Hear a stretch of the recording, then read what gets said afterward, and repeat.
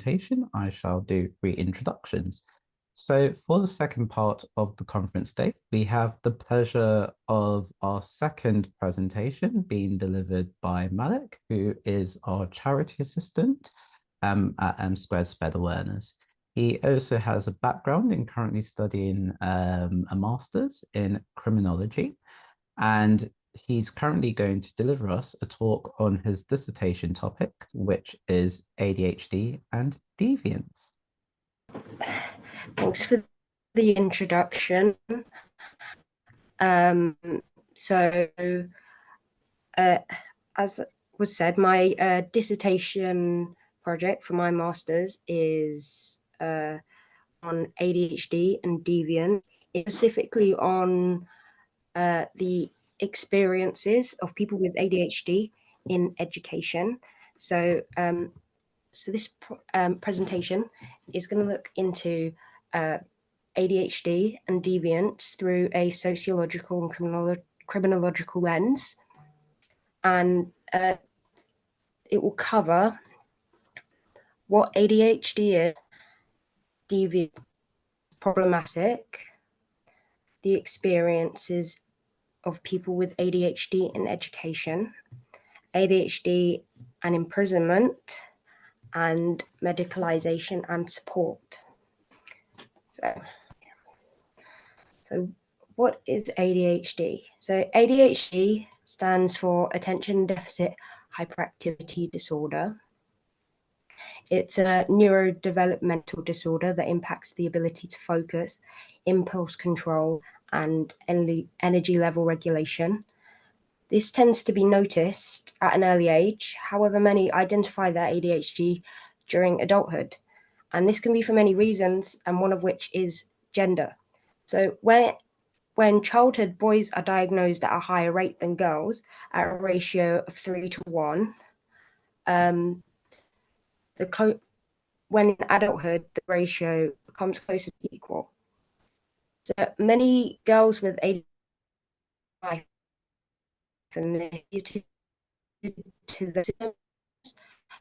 for example, women have a much higher rate of comorbidities with ADHD, such as depression and eating disorders, and this can impact physicians view their symptoms as it makes hard to distinguish what ADHD is.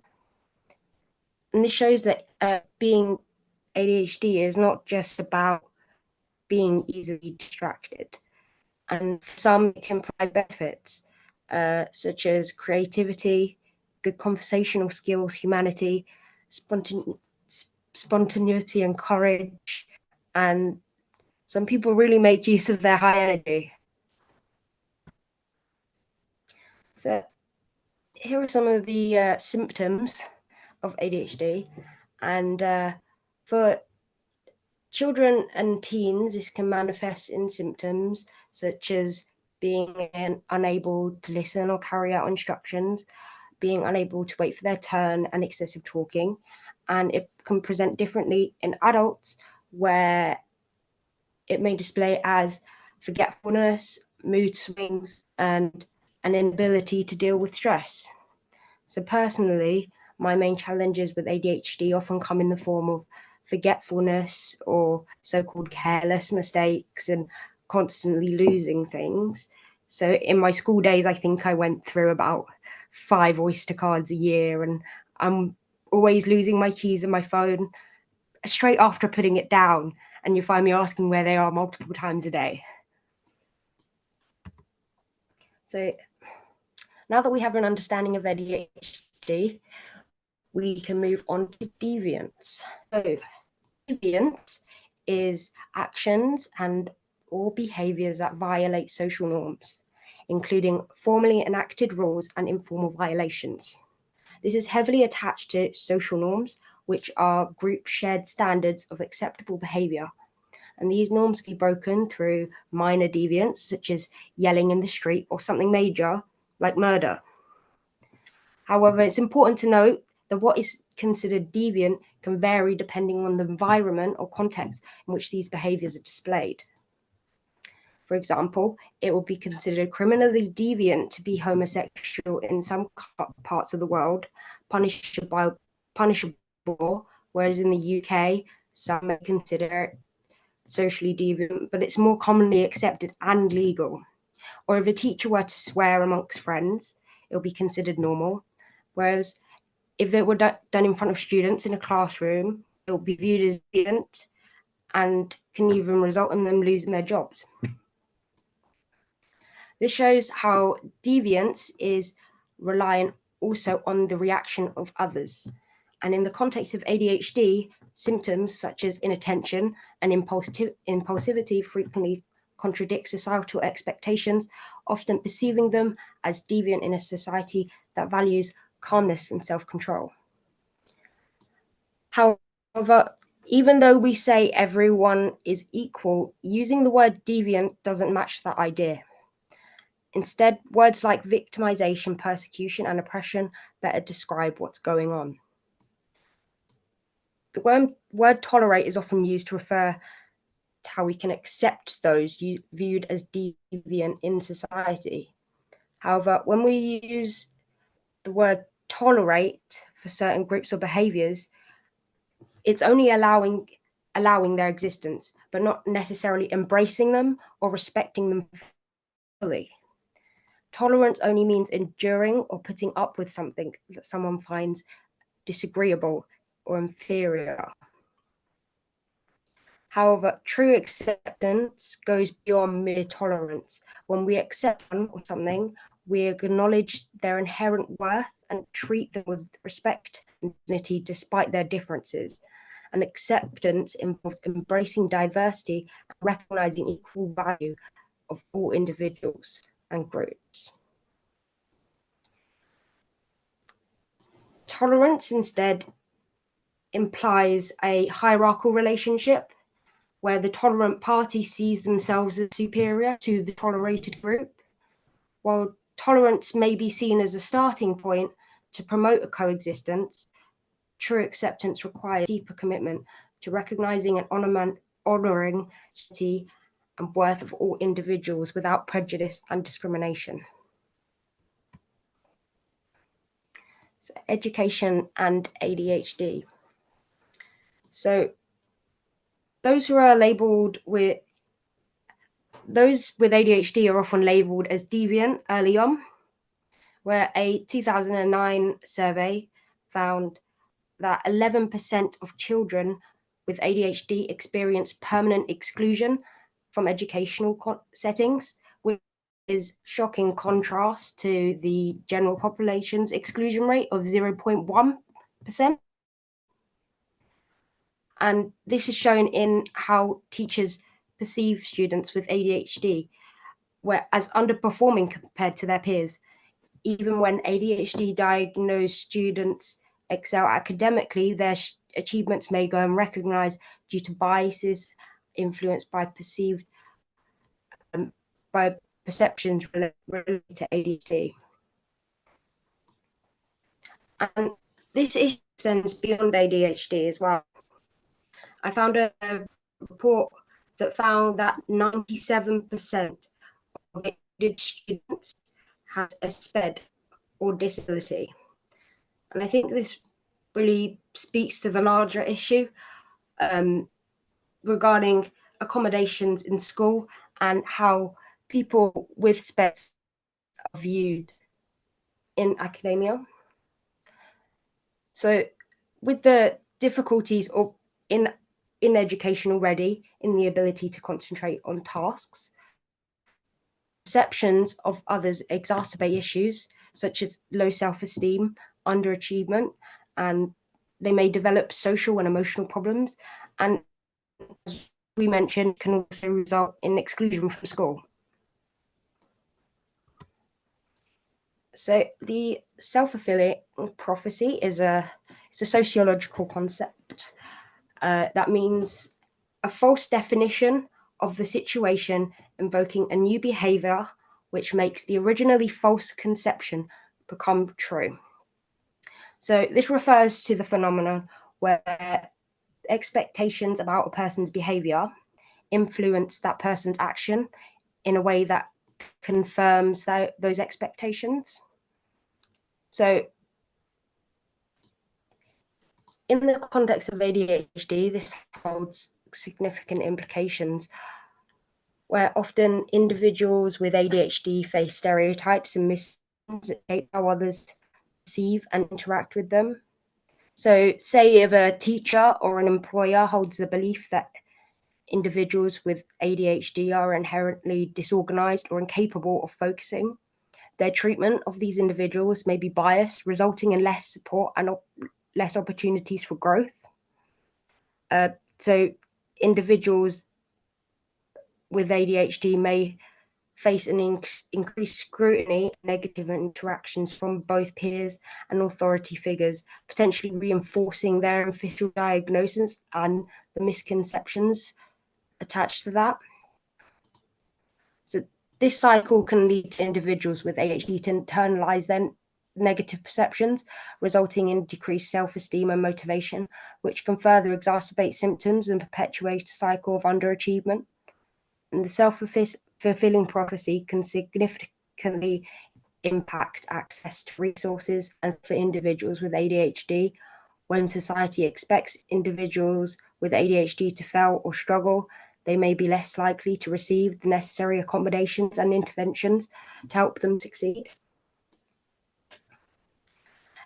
I think it's essential to recognize the power of expectations and to challenge misconceptions surrounding ADHD. By fostering a supportive and understanding environment, we can empower individuals with ADHD to reach their full potential and break free from the constraints of the self-fulfilling prophecy.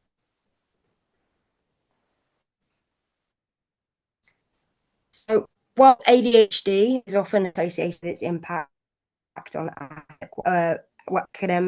academic or work settings, it's essential to recognise its disproportionate representation in the prison population. So the pathways into prison for individuals with ADHD can be viewed as part of the school to prison pipeline. And this refers to the systemic factors and policies that funnel individuals, particularly those from marginalized communities, from schools into the criminal justice system.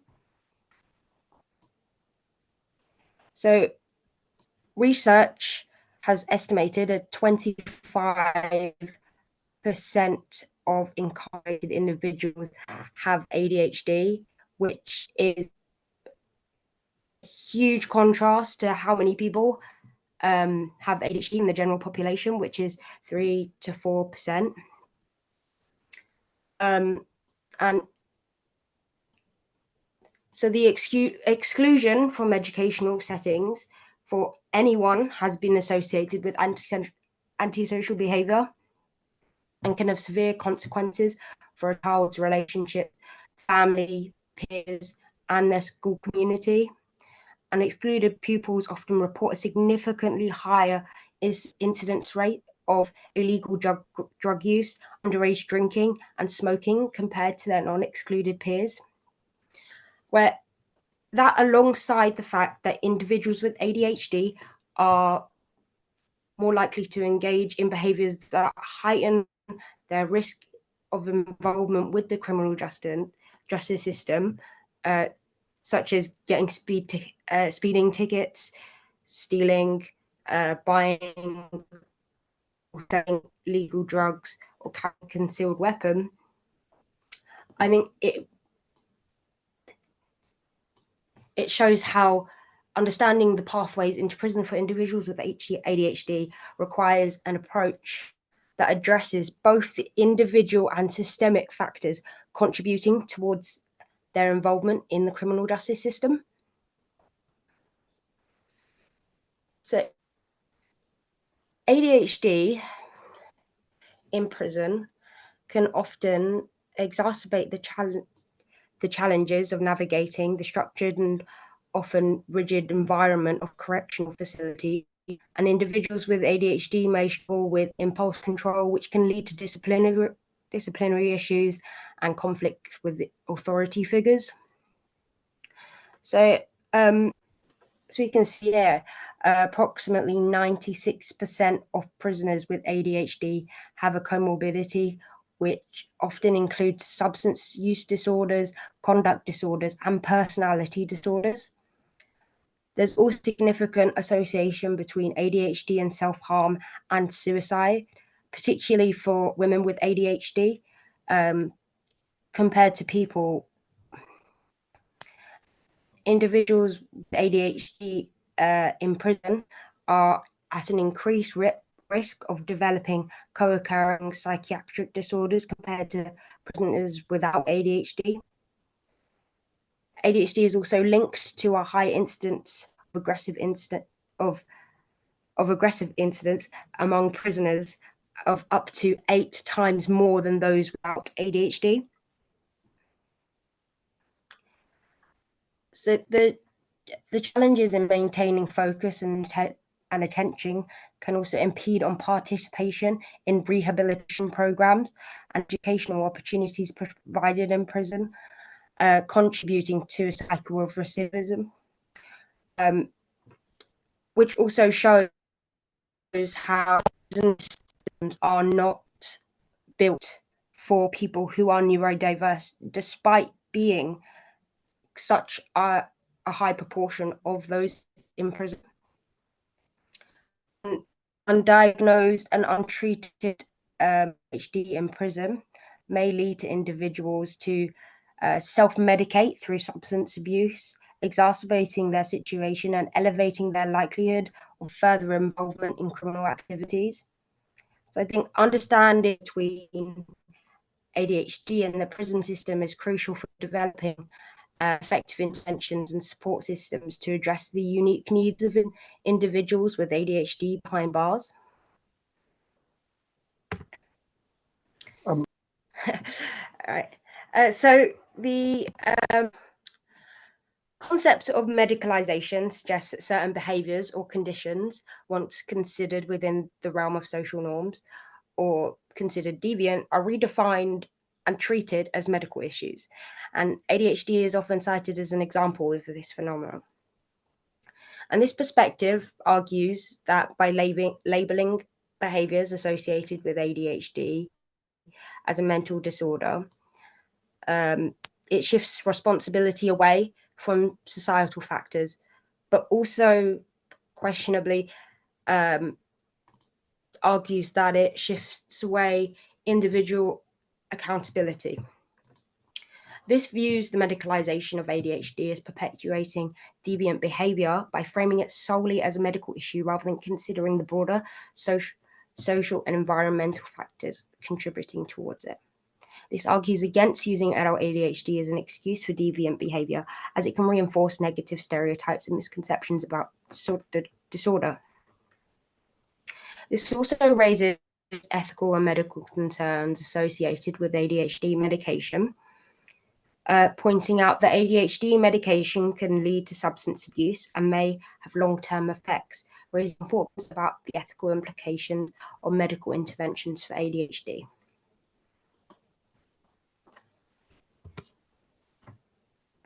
While the medicalization of ADHD does raise important questions, we also must acknowledge the benefits that it brings to individuals and society. Firstly, research suggests that appropriately managing ADHD through medication can lead to a significant reduction in criminality. And this study also found that a reduction of 32% for men and 41% of women, highlighting the potential impact of medical interventions on behavior and societal outcomes.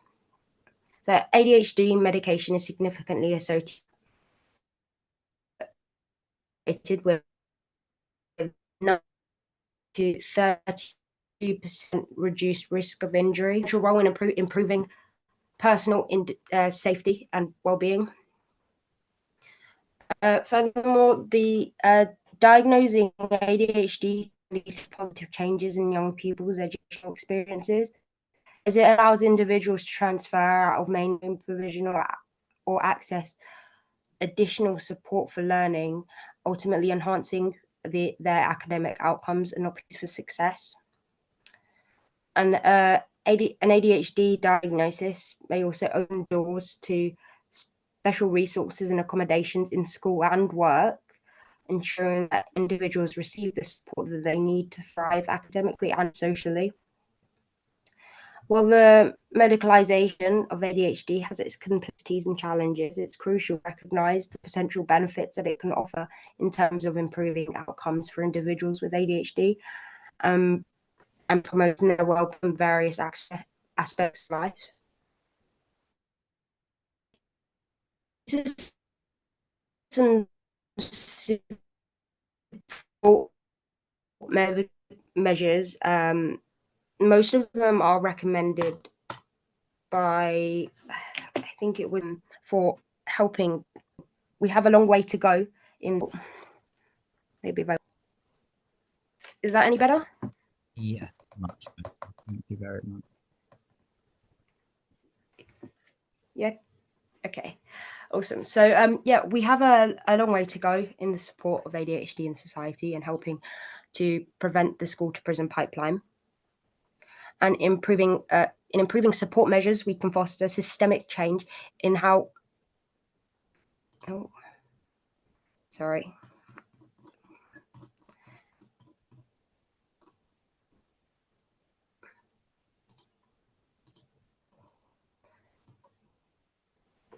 Yeah, in improving support measures, we can foster systemic change in how ADHD is viewed and handled in society. So awareness and training. So increasing awareness and providing training for healthcare professionals, like we just discussed, educators and the general public is essential for recognizing and understanding ADHD. Improving knowledge and understanding can reduce stigma and ensure that individuals receive a timely and appropriate care. So raising awareness about ADHD in communities and educational settings can also help reduce barriers to diagnosis and treatment. And this includes promoting an understanding of ADHD symptoms, available interventions, and support services. The continuity of care, well, ensuring the continuity of care is essential for individuals with ADHD, especially as they transition between different life stages. By establishing coordinated healthcare plans and communication channels, we can facilitate smooth transitions and prevent gaps in treatment. In destigmatizing ADHD and addressing the stigma associated with ADHD is key to improving access to care. By challenging misconceptions and promoting acceptance and understanding, we can create a more supportive environment for individuals with ADHD to seek help without fear of judgment or discrimination. And access to screening. Increasing access to screening and diagnostic services is crucial for identifying individuals with ADHD early and initiating appropriate interventions. This includes ensuring screening tools are readily available and accessible in healthcare settings, schools, and community organizations, which I think that one is a big issue right now with the current waiting times in the. I think there's been a lot of ADHD private services have been giving out diagnoses, but there have been studies to actually show that ADHD in the UK has been it's undiagnosed and it's undertreated, mainly for marginalized communities. So I think we should, instead of looking at, oh, these people are, there's so many people with ADHD these days, maybe focus on those people who are not being able to access their diagnoses. Give more money to the NHS. Yeah, so here are some reflections to close.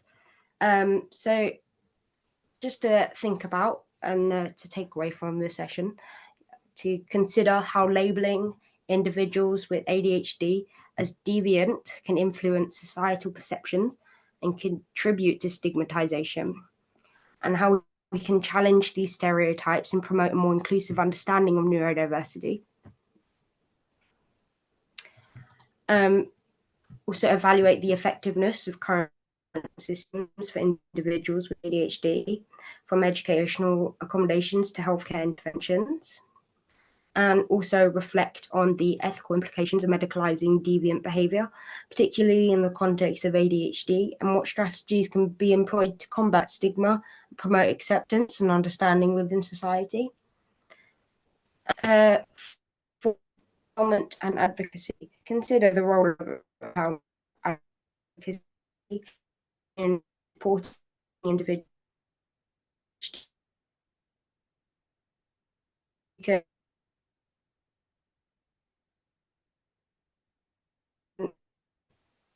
empower them to advocate for their needs and rights within various social contexts. Any questions? So again, another amazing presentation. Thank you very much. Before I have any questions for myself, I'll come up to the floor. But does anyone have any questions or reflections I'd like to start from? Yes, Brian? Oh yeah, I just wanted to internet connection aside, I think it was a really insightful presentation. I was particularly interested. I didn't realize the significance, and I didn't even know there was a name for it. But the school to prison pipeline is a very scary concept, and I think a lot of what you presented, I've kind of recognized, but I just didn't realize just how prevalent it was, especially around the illegal drugs, the ADHD with the suicide and self-harming, the reoffending, and I just want to say I really connected the dots, and I really have learned something from this. Thank you. Thanks. Thank you very much, Brian. Any more questions or comments or reflections from the floor? Yes. I was going to talk about it from like a police perspective. You know, we both work in a job. ADHD is very stigmatized. Like in my police force, especially, like it's actually a marker. So if someone's got ADHD, it shows up on their like on their checks. And yeah, I think it is stigmatized. You know, I don't know why. No, it has to be shown like that. Do you agree, Kevin, or do you have Yeah, the same in your definitely. course? I think it gives the officers sort of a heads up on what to expect, really, and if they're not complying, then it gives a reason possibly why they're not listening, why they're fidgety, why they're not paying attention. Yeah. So the officers. I specifically haven't received any ADHD training at work. Like I haven't had any college of policing training, so I see a marker on the ADHD, and I don't know what it even is. You know, so right. I don't know if you've had the same at your work. Have you had any training around ADHD? Not. I can't remember. I think we might have in when we were doing our fitness and first aid training. I think they spoke about it then, but not in a great. It's very brief. Yeah. Yeah, very brief. Well, Yeah, I think. Sorry. Yeah, yeah. I was just going to say that I think that's part of the problem is it comes up as a marker. Attached to that is nothing really else. It's not like it kind of carries its own assumptions, and whatever misconceptions that people have attached to that as a marker, they'll just go with that, and it's not. Instead, it's not. where people think, how did they get themselves in this situation in the first place? And I think it comes about from another sociological concept of strain. Malek, in the police, where, like markers aren't necessarily good things. Like you can have a marker for drugs, a marker for weapons, you got a marker for ADHD, and it has that negative connotation to it, like, oh, this guy's got ADHD, he might jump at me, or Exactly. And I think that like the constant stigmatization from childhood leads to that strain and the self-fulfilling prophecy, and that people have those expectations because of the markers that they have in the police as well. It's just a label, and they the misconceptions that are surrounding it. Yeah. I think they do need more training. Yeah, police do need more training on it, but I don't think it's a negative thing. I think the ADHD marker is actually just to let police know that if they're acting differently to others, then there's a reason for it, and not to jump to conclusions that they might be trying to escape or they might be trying to do other things. It just might be, for example, just fidgety and stuff like that, and they might think, oh, they've got a knife hidden, but it might just be that they need something to do with their hands. So I think it's probably a good thing. I think one of the sorry. Yeah, I was just going to say one of the main things are the perception that people with ADHD are violent is huge within the criminal justice system and the media. And I think without any additional context, when they are marked as just ADHD for the police, it kind of makes them go in with the preparedness to be physical and to defend themselves physically, and when it might be just fidgeting, like how you that I'm like, if people had said it would really before I offer my reflections / question. Can I just add one last thing? If a youngster has been diagnosed ADHD but refuses to take any medication, and there isn't a sensory room, is there any alternative? Because the excuse for not taking medication is, I've heard a few times, that it changes their personality and they don't like it. They like to be more alert. So is there any other alternative? Is that ADHD medication? Yeah. Kevin, I think it causes, Mitchell should know better, but I think it causes anxiety and mood swings, doesn't it? Yeah. So with ADHD medication, there are two types of ADHD medication. There's the stimulant medication, such as Ritalin, and as we are aware of in the news, there's a crisis with regard to stocks on Ritalin. And then there's the non-stimulant medication, which includes atomoxetine. So with the stimulant medication, it's the one that has been readily more prescribed by doctors because there's been some more sort of use for it and evidence for it in comparison to the non-stimulant medication, which is relatively newer. With the medication, they do have side effects where they can have a knock-on effect due to the neurotransmitters that it works on, that it can basically increase sort of levels of anxiety at times, as well as can sort of predispose to some changes in moods. And it can also affect appetite as well. So when doctors are basically having discussions with people who are newly diagnosed with ADHD, there is ideally, I do say ideally because sometimes it doesn't happen, ideally there should be a discussion basically given choice whether given the benefits versus the risk, if it's in the individual's hand to essentially choose whether they want to take medication or not.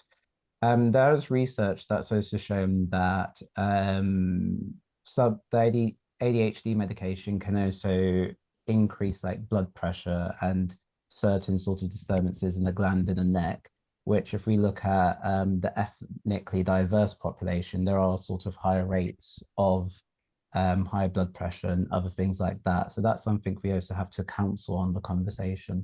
So it's also associated with sudden cardiac death, which is something that's not really spoken about. So if you look at uncommon side effects, it can kill you. yeah, so it's essentially a counseling of risk versus benefit. So it's up to the individual whether they want to choose whether to have medication or not. And for some people, it's worked pretty great, and some people haven't had side effects. And in the child and adolescent population, there's a lot more monitoring that's done over the time course compared to adults population in terms of monitoring for the side effects, which is something that must be taken into consideration. So it's a really fine balance in terms of risk versus benefits. And it's more left to the individual to essentially decide whether they want to take the medication or not.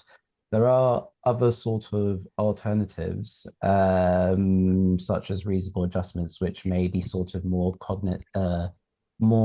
sort of to do with like the workplace environment, or more to do with the sort of environment itself. So the psychosocial environmental factors itself that can be managed in order to help someone thrive in a particular setting. But that obviously requires a multi-agency approach in order to essentially facilitate that. And that in itself requires awareness in order to facilitate the multi-agency approach in the first place. Apologies, I think I really waffled on, but I hope I addressed the question somewhere, somehow.